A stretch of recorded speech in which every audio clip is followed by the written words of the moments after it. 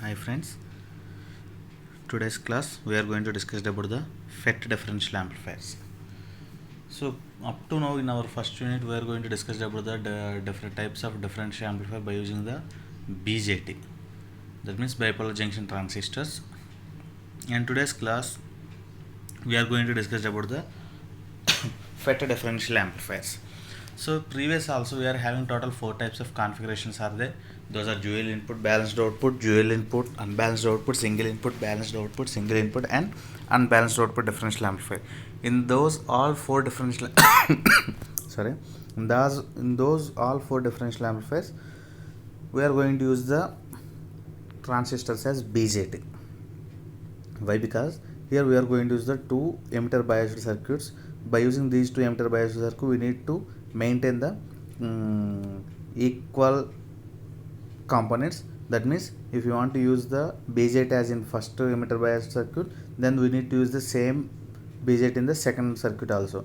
And at the same time, if you want to use the resistance value, whatever we used in the first circuit, there should be same resistance value should be used in the second one also. That means we need to use the matching components. That's why we are going to use the 4 configurations of the BJTs. And after that we are going to discuss about the mirror circuit, and after that we discussed about the cascading differential amplifiers. And now we are going to discuss about the FET differential amplifier. The FET differential amplifier is used when the high input impedance is required. At that time we use FET instead of BJTs. మనం ఈ FET ఎప్పుడు use చేస్తాం? ఎందుకంటే మనం already ప్రీవియస్గా మనం use చేసే transistors మొత్తం కూడా బీజేటీనే. బట్ ఈ FET అనేది ఎప్పుడు యూజ్ చేస్తామంటే మనకి ఎప్పుడైతే ఇన్పుట్ ఇంపిడెన్స్ అనేది ఎక్కువగా రిక్వైర్మెంట్ ఉంటుందో, at that time we need to use the FET instead of BJT. Due to FET, high input resistance of the order of 10 power 9 to 10 power 12 ohms is possible. అంటే ఈ FET use చేయడం వల్ల ఏమైపోతుందంటే మనకి 10 power 9 నుంచి 10 power 12 Ohm's అనేది మనకి input resistance అనేది పాసిబుల్ అవుతుంది. This reduces the input bias current to the order of 10 power -9 to 10 power -12 amperes. దీనివల్ల ఏమైపోతుంది, మనకి ఇన్పుట్ బయాస్ కరెంట్ అనేది కూడా ఎక్కడి నుంచి ఎంతవరకు తగ్గుతుంది అంటే 10 పవర్ -9 నుంచి 10 పవర్ -12 యాంపియర్స్ వరకు డిక్రీజ్ అవుతుంది అనమాట. The limitations of using FET in the differential amplifiers are low voltage gain and higher offset voltage compare to BJT differential amplifiers. దీంట్లో వచ్చేసరికి లిమిటేషన్స్ ఏమేంటి అంటే మరి the differential amplifiers are low voltage gain. అంటే ఈ FET use చేయడం వల్ల ఏమైపోతుంది అంటే వోల్టేజ్ గెయిన్ అనేది మనకి తక్కువగా వస్తుంది దేంతో కంపేర్ చేసినప్పుడు, బీజేటీతో కంపేర్ చేసినప్పుడు. And higher offset voltage is nothing but, అంటే ఇక్కడ వచ్చేసరికి ఏంటంటే దీనికి ఒక డెఫినేషన్ ఉంది, అది మనకి నెక్స్ట్ యూనిట్లో వస్తుంది ఆఫ్సెట్ వోల్టేజ్ అంటే. బట్ జస్ట్ ఒకసారి వినండి. ఆఫ్సెట్ వోల్టేజ్ అంటే offset voltage is the voltage that must be applied between the two input terminals of an op amp to null the output. అంటే ఇక్కడ వచ్చేసరికి ఏంటంటే మనం ఈ ఆఫ్సెట్ వోల్టేజ్ని ఏం చేస్తామంటే, ఫర్ ఎగ్జాంపుల్ మనం 2 క్యాస్కేడింగ్ సర్క్యూట్స్ యూజ్ చేసి ఒక డిఫరెన్షియల్ యాంప్లిఫైర్ని రెడీ చేసుకుంటున్నాం. ఆ డిఫరెన్షియల్ యాంప్లిఫైర్లో ఏదైనా ఒక ఆపరేషన్ పెర్ఫామ్ చేసామనుకోండి, in that some amount of output voltage will be stored. అంటే దాంట్లో ఏంటంటే some amount of output voltage మనకి స్టోర్ అయిపోయి ఉంటుంది. దాన్ని ఏమంటాడంటే ఆఫ్సెట్ వోల్టేజ్. అంటే దీంట్లో ఏమైపోతుంది, ఈ FET యూజ్ చేయడం వల్ల ఆఫ్సెట్ వోల్టేజ్ అనేది ఎక్కువగా ఉంటుంది. ఆఫ్సెట్ వోల్టేజ్ యాక్చువల్గా మనం ఏదైనా సరే ఒక ఆపరేషన్ పెర్ఫామ్ చేస్తున్నామంటే ప్రీవియస్గా ఉన్నటువంటి అవుట్పుట్ వోల్టేజ్ మొత్తాన్ని కూడా మనం జీరోకి చేసుకోవాలి. బట్ దీంట్లో ఏమైపోతుంది, మనకు అది ఎక్కువగా వస్తుంది అనమాట. So that is one of the limitations అని చెప్పుకుంటున్నాడు దేంట్లో, FET differential amplifier when compared to the BJT. In the AC analysis of FET differential amplifier, the only replacement required in the expressions, అంటే మనకి ఈ FET యాంప్లిఫైర్ యూజ్ చేసి కూడా మనం AC analysis, DC analysis చేయాలి. కాబట్టి దీంట్లో ఏసీ అనాలిసిస్లో వచ్చేసరికి ఏంటంటే సేమ్ అదే వస్తుంది మొత్తం కూడా. బట్ ఓన్లీ వన్ రీప్లేస్మెంట్ ఏమంటున్నాడంటే ఆర్సీ ప్లేస్లోనేమో ఆర్డి అంటున్నాడు, ఆర్ఈ ప్లేస్లోనేమో 1/GM అంటున్నాడు. Only these 2 replacements will be required the AC analysis of FET differential amplifier. Thus the voltage gain of JFET dual input balanced output is, దీనివల్ల ఏమైపోతుంది మనకి differential amplifier R D is equals to A D is equals to R D by small R E అంటున్నాడు. That should be equals to R D by 1/GM is equals to GM into R D. And it is the circuit diagram for, in right side we are having the circuit diagram for JFET differential amplifier instead of BJT. The figure shows basic JFET used as an amplifier. This acts like common emitter BJT and common emitter BJT amplifier provides A phase shift of 180 degrees between input and output. అంటే ఇక్కడ ఇది వచ్చేసరికి ఏంటంటే ఈ BJT use చేయడం వల్ల ఏమైపోతుందంటే మనకి 180 degrees ఫేజ్ షిఫ్ట్ అనేది ప్రజెంట్ అవుతుందన్నమాట. 180 degrees ఫేజ్ షిఫ్ట్ అంటే తెలుసు కదా అందరికీ, ఎక్కడి నుంచి ఎక్కడికి ఇన్పుట్ నుంచి అవుట్పుట్కి వెళ్ళేసరికి ఏమైపోతుందంటే 180 degrees ఫేజ్ షిఫ్ట్ అనేది ప్రజెంట్ అవుతుందని చెప్తున్నాడు.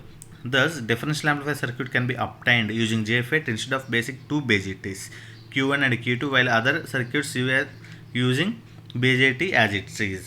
అందుకని ఏంటంటే thus differential amplifier circuit can be obtained using JFET instead of basic two BJTs. అంటే ఇక్కడ ఏమైపోతుందంటే మనం 2 BJTs యూజ్ చేయకుండా ఇక్కడ ఒకటే JFET యూజ్ చేస్తున్నాం. ఎందుకంటే ఒకటే JFET యూజ్ చేసిన మనకు అవుట్పుట్ సైడ్ వచ్చేసరికి ఏమైపోతుంది 180 degrees ఫేజ్ షిఫ్ట్ వస్తుంది అనమాట. 2 BJTs Q1 and Q2 while other circuits using BJT as it is. The figure shows JFET dual input balanced output differential amplifier using JFET instead of BJT and a constant current bias circuit using BJT. The supply VCC is called VDD while RC gets replaced by RD.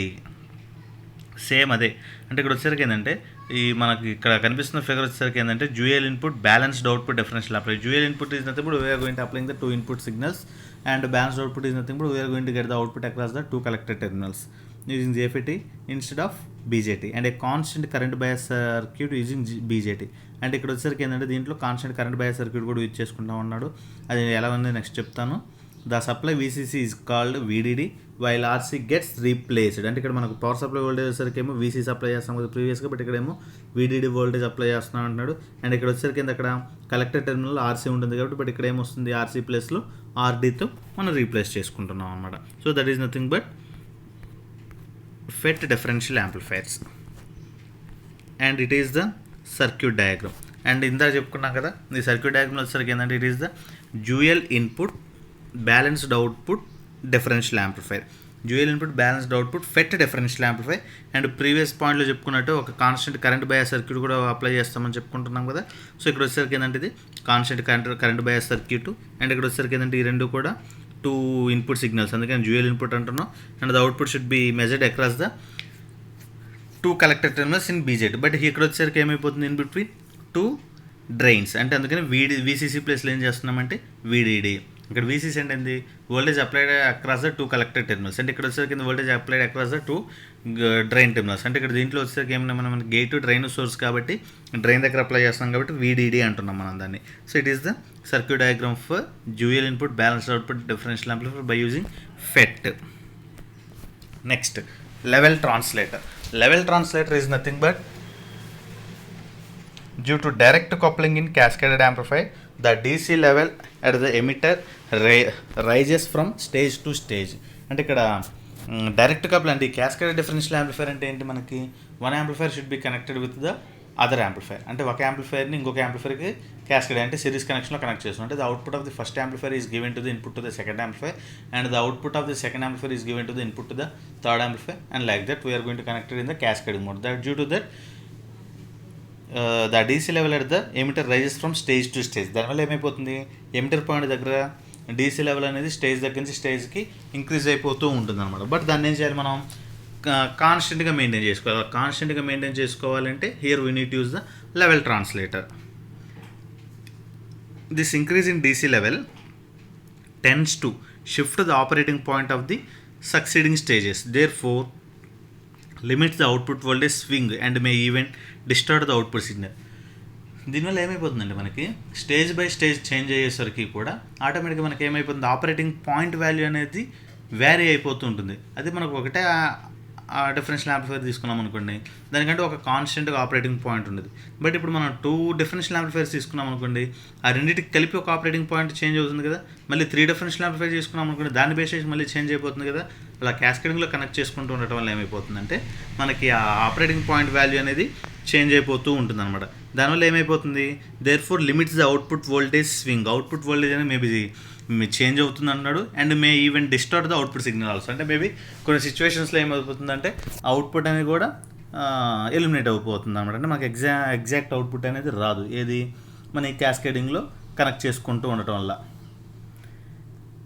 For example in cascaded differential amplifier the voltage at the emitter Q1 and Q2 of first stage is -0.715 voltage at the emitters of Q3 and Q4 of second stage is 7.12 volts. అంటే ఒక example తీసుకుంటున్నాడు ఇక్కడ. అంటే మనకి Q1 Q2 అనేది 2 transistors, అంటే first stage of the differential amplifier. అక్కడ వచ్చేసరికి ఎంత అంటున్నాడు, voltage at the emitters of Q1 and Q2 of the first stage is -0.715 అంటున్నాడు. అదే ఎమిటర్స్ దగ్గర Q3 Q4 దగ్గర వచ్చేసరికి ఏమైపోతుంది అంటే 7.12 volts అంటున్నాడు. If we used a single stage, the voltage at the emitters of Q3 and Q4 would have been -0.715. అదే కానీ మనం సింగిల్ స్టేజ్ కానీ యూజ్ చేసామనుకోండి, Q3 Q4 దగ్గర కూడా ఏమైపోతుంది, అది -0.715 వస్తుంది. Thus the increase in the emitter voltage of the second stage and in turn the change in operating point and due to the cascading of differential amplifier stage. అదే కానీ మనం డైరెక్ట్గా Q3 Q4 దగ్గర తీసుకున్నాం అనుకోండి, ఎప్పుడు సింగిల్ స్టేజ్గా కానీ use చేసినప్పుడు మనకి ఏమైపోతుంది, ఆపరేటింగ్ పాయింట్ అనేది -0.715 దగ్గరనే వస్తుంది. బట్ అలా కాకుండా ఇప్పుడు దీన్ని క్యాస్కేడింగ్లో కనెక్ట్ చేసుకుంటూ వస్తున్నాం కదా, మరి క్యాస్కేడింగ్లో కనెక్ట్ చేసుకుంటూ రావడంలో ఏమైపోతుంది, మనకి ప్రీవియస్ దానిదేమో నెక్స్ట్ దానికి యాడ్ అవుతుంది, నెక్స్ట్ దానిదేమో నెక్స్ట్ వన్కి యాడ్ అవుతుంది, ఆ నెక్స్ట్ వన్దేమో ఆ నెక్స్ట్ వన్కి యాడ్ అయిపోతూ ఉండటం వల్ల ఏమైపోతుంది అంటే మనకి ఆటోమేటిక్గా ఆపరేటింగ్ పాయింట్ అనేది కూడా చేంజ్ అయిపోతూ ఉంటుంది అన్నమాట. అందుకని thus the increase in the emitter voltage of the second stage and in turn the change in its operating point are due to the cascading of differential amplifier stages. అంటే ఈ cascading of differential amplifier connect చేయడం వల్ల ఏమైపోతుందంటే దీని యొక్క operating point అనేది కూడా మనకి చేంజ్ అయిపోతూ వస్తుంది అనమాట. The voltage at the output terminal of the second stage is well above ground 0 volts. This DC level is undesirable because it tends to limit the peak to peak output swing voltage without distortion and also contributes to the error in the DC output signal. యాక్చువల్గా వచ్చేసరికి మనకి ఇనీషియల్గా first స్టేజ్లో ఎంత తీసుకుంటున్నాం, -0.715 volts తీసుకుంటాం, that is less than 0 volts తీసుకుంటున్నాం ఏది ఫస్ట్ స్టేజ్లో. అది సెకండ్ స్టేజ్కి వచ్చేసరికి ఏమైపోతుంది, it should be equals to greater than 0 volts. Greater than 0 volts వచ్చేస్తుంది కదా సెకండ్ స్టేజ్కి. అందుకని ఏమంటున్నాడు, second stage is well above ground. This DC level is undesirable. ఇది వచ్చేసరికి ఏంటంటే మనం ఫైండ్ అవుట్ చేయలేమన్నమాట, because it tends to limit the peak to peak output swing voltage without distortion and also contributes to the error in the DC output signal. దీనివల్ల ఏమైపోతుందంటే output సిగ్నల్లో కూడా maybe error అనేది present అవుతుంది అనమాట. Therefore, in final stage should be included to shift the output DC level at the second stage down to about 0 volts to ground. Such a stage is referred to as the level translator or shifter. అందుకనే ఏమైపోతుందంటే మనకి stage by stage increase అవుతూ ఉండటం వల్ల మనకి operating point value అనేది change అయిపోతుంది. కాబట్టి ఆపరేటింగ్ పాయింట్ వాల్యూస్ని 0 volts దగ్గరికి తీసుకొని రావడం కోసం we need to use the level shifter or level translator అని చెప్తున్నాడు అనమాట. That is the concept. Thus, in the cascaded differential amplifier, to shift the output DC level down to 0 volts, the final stage must be followed by level translator. అందుకని ఏంటంటే cascaded యాంప్లిఫైర్స్లో మనకి operating point అనేది 0 volts కంటే increase అవ్వకుండా ఉండాలి అంటే మనకి ప్రతి క్యాస్కేడింగ్ డిఫరెన్షియల్ యాంప్లిఫైర్స్లో కూడా ఫైనల్ స్టేజ్లో మస్ట్ అండ్ షుడ్గా we need to use the level translator. Why because to get it to the 0 volts, 0 voltsకి తెచ్చుకోవడం కోసం అనేది మనం ఖచ్చితంగా లెవెల్ ట్రాన్స్లేటర్ అనేది యూజ్ చేస్తేనే we are going to get it as perfect output. So ఇక్కడ మనకి ఫిగర్స్ చూడండి, ఇక్కడ వచ్చేసరికి ఏంటంటే emitter follower with voltage divider. ఇక్కడ ఉన్నటువంటి మనకి సర్క్యూట్ డయాగ్రామ్ వచ్చేసరికి ఏంటంటే ఫస్ట్ ఒక బీజేటీని యూజ్ చేసుకుని ఎమిటర్ ఫాలోవరే కాబట్టి ఇది వోల్టేజ్ డివైడర్, అంటే ఇక్కడ మధ్యలో అవుట్పుట్ వోల్టేజ్ డివైడ్ చేసుకున్నాం కాబట్టి it is emitter follower with voltage divider అని చెప్పుకుంటున్నాడు. అండ్ సెకండ్ వచ్చేసరికి ఏంటంటే emitter follower with constant current bias. Constant current bias వచ్చేసరికి ఏమవుతుంది, మనకు కావాల్సినట్టు కరెంట్ సప్లై వోల్టేజ్ని ఎగ్జాక్ట్గా ప్రొడ్యూస్ చేసుకోవడం కోసం we need to use the constant current bias అని చెప్పుకుంటున్నాం. And finally emitter follower with current mirror circuit. Previous క్లాస్లో మనం కరెంట్ మిర్రర్ సర్క్యూట్ అంటే ఏదో చెప్పుకున్నాం, అంటే మన ఇన్పుట్ కరెంట్ I2 అనే కరెంట్ ఏదైతే అప్లై చేస్తున్నామో IC3 దగ్గర కూడా same we need to produce the same amount of I2 current, అదే కరెంట్ మనం ప్రొడ్యూస్ చేసుకోవాలన్నమాట. So it is the emitter follower with current mirror circuit. So these are nothing but level translator and it is the completion of our first unit. Just to recall about this first unit. అంటే ఈ first యూనిట్లో మనం ఏమి నేర్చుకుంటున్నాం, first ఇనీషియల్లో first టాపిక్లో వచ్చేసరికి ఏంటంటే అసలు ఐసీ అంటే ఏంది, ఇంటిగ్రేటెడ్ సర్క్యూట్ అంటే ఏంది, ఆ ఇంటిగ్రేటెడ్ సర్క్యూట్ని డిజైన్ చేయడానికి మనకి ఏమేమి టెక్నిక్స్ యూజ్ చేస్తున్నాం, అంటే ఏ technologies small scale integration circuit, medium scale, large scale, very large scale, ultra large scale అలా డిఫరెంట్ ఉన్నాయి కదా, వాటన్నిటిని బేస్ చేసుకొని మనం ఎలా అనేది డిఫైన్ చేసుకుంటున్నాం.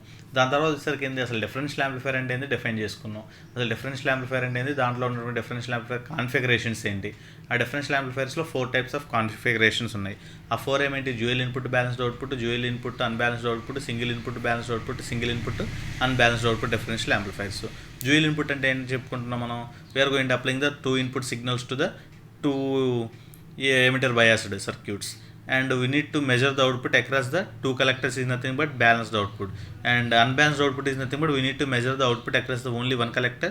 The other terminal will be connected with respect to the ground.